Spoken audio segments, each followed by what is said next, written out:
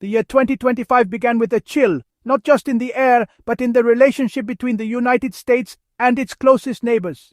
Along the world's longest undefended border, a sense of unease crept in as old alliances were suddenly called into question. President Donald Trump, newly re-elected and emboldened by his victory, reignited his aggressive trade agenda. In a move that stunned both allies and critics, he announced a sweeping 25% tariff on nearly all Canadian and Mexican imports, signaling a dramatic escalation in trade tensions. By February, the tariffs were in effect, blindsiding North American industries and sending shockwaves through supply chains that had taken decades to build. Factories slowed, shipments stalled, and uncertainty rippled through every sector, from auto manufacturing to agriculture. The White House justified the move on national security grounds, accusing Canada of failing to stop fentanyl trafficking across the border. Officials insisted the tariffs were necessary to protect American lives, even as critics called the justification a smokescreen for economic pressure. This shifted the dispute from economics to sovereignty and safety, putting Canada on the defensive and forcing its leaders to respond to accusations that went far beyond trade policy. Unlike previous trade spats, this was a blanket tariff, far broader and more punitive, threatening decades of cross-border cooperation and the very foundation of North American economic integration. For businesses and workers, it was a declaration of economic war, promising higher costs, layoffs, and deep uncertainty about the future. Many wondered if their livelihoods could survive the political crossfire. By linking trade to border security, Trump aimed to pressure Canada while appealing to his base, framing the move as both a patriotic stand and a necessary step to protect American interests. The message was clear. The U.S. would use its economic might to force compliance, regardless of past agreements or partnership. The opening salvo had been fired, and the world was watching to see who would blink first. The tariff crisis dominated Canada's federal election, propelling Mark Carney, a veteran of global finance, into the Prime Minister's office. Carney's response was swift and resolute. Canada would not be bullied. He rejected Trump's provocations, famously declaring in Washington, "Canada is not for sale." This phrase became a national rallying cry, uniting Canadians across political lines. Carney's calm, strategic leadership contrasted sharply with Trump's unpredictability. He assembled a team of experts to craft a response that would protect Canadian industries and maximize pressure on the U.S. The goal: defend sovereignty, protect workers, and show Canada would not be a passive victim. Carney's approach galvanized the country, turning the crisis into a matter of national pride. The stage was set for bold, strategic moves in the escalating trade war. Canada struck back fast, imposing $20.7 billion in tariffs on U.S. goods just days after Carney took office. The response was swift and calculated, signaling to Washington that Canada would not be intimidated or caught off guard. The Canadian government moved with a sense of urgency, determined to show both its citizens and the world that it could stand up to its powerful neighbor.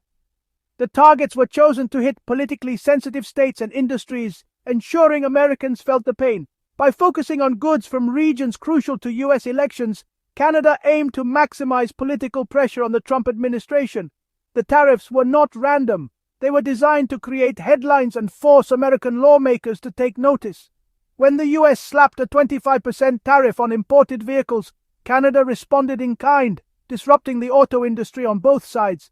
This tit-for-tat escalation sent shockwaves through a sector deeply integrated across the border, threatening jobs and supply chains from Detroit to Ontario. The retaliation was both economic and political, aiming to create pressure within Trump's base. Canadian officials hoped that by targeting key constituencies, they could influence the political conversation in Washington and encourage a change in course. Canadian tariffs hit everything from Kentucky bourbon to Florida oranges, making the trade war personal for American voters.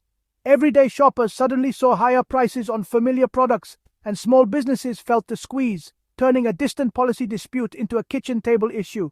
Ottawa's message: Canada preferred free trade but would defend itself against aggression.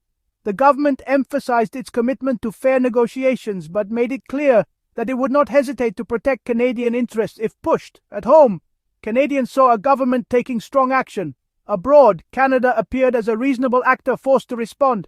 The country's image as a calm but resolute partner was reinforced, earning respect from allies and observers worldwide. The combination of targeted tariffs and principled rhetoric defined Canada's firm but measured stance. This approach balanced toughness with diplomacy, showing that Canada could be both assertive and fair in the face of adversity. The trade war was now a multi-front conflict, with both sides digging in. As negotiations stalled and tensions mounted, it became clear that neither country would back down easily, setting the stage for a prolonged and unpredictable standoff. Steel became a flashpoint as Trump doubled tariffs on foreign steel and aluminum to 50%. Canada responded with a robust steel protection package, imposing 25% tariffs on Chinese steel and new quotas on non-FTA countries.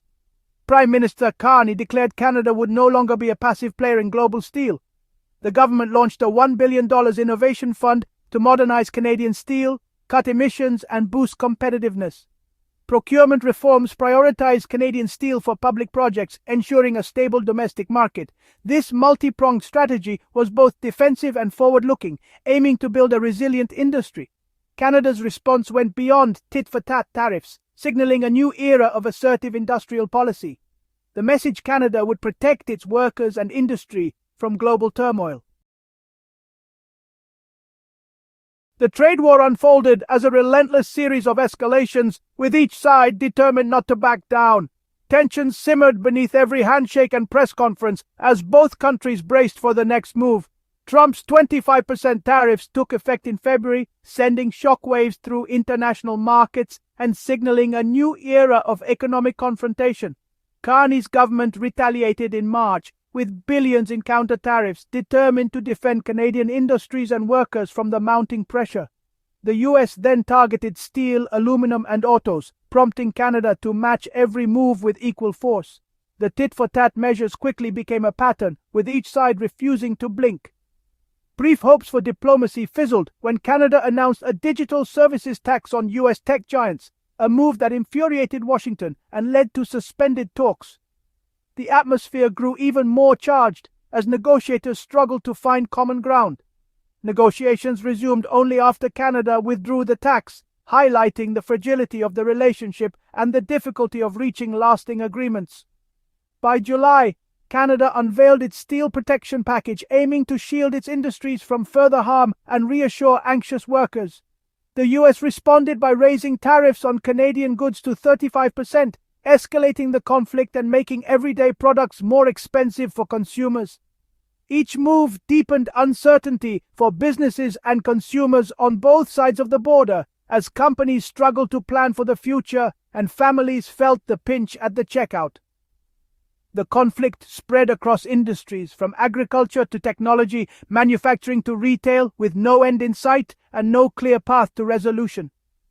The back and forth left North America's economy in turmoil as markets tumbled and experts warned of long-term consequences.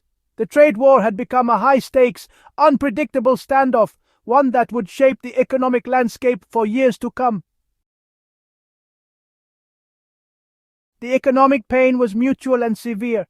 U.S. border states like New York saw Canadian visitors drop by 21%, hurting local businesses. Nationwide, international travel to the U.S. fell by over 22%, costing billions in lost spending. American consumers faced higher prices as tariffs fueled inflation, eroding household budgets. In Canada, key industries lost access to their largest market, forcing layoffs and investment delays. Retaliatory tariffs made U.S. goods pricier for Canadians, adding to inflation. Integrated supply chains, where parts crossed the border multiple times, were thrown into chaos. The disruption revealed how deeply intertwined the two economies were. The trade war was a self-inflicted wound, damaging both nations. The lesson: economic interdependence makes trade conflict costly for all. The trade war sparked a powerful surge in Canadian patriotism and unity. Canadians rallied behind Carney's "Canada is not for sale" stance, transcending political divides. A grassroots Buy Canadian movement swept the country, with consumers choosing local products even at higher prices. Supermarkets and social media campaigns promoted Canadian goods, turning shopping into an act of defiance. The Canadian flag became a symbol of resistance, and artists saw renewed appreciation. The David versus Goliath narrative inspired a sense of shared sacrifice for a greater cause. National pride gave the government political capital to hold firm in negotiations. The crisis forced Canadians to reflect on their identity and values, discovering new resilience. The trade war meant to weaken Canada, instead strengthened its sense of self. The trade war forced Canada to confront its reliance on the U.S. and consider new partners, most notably China.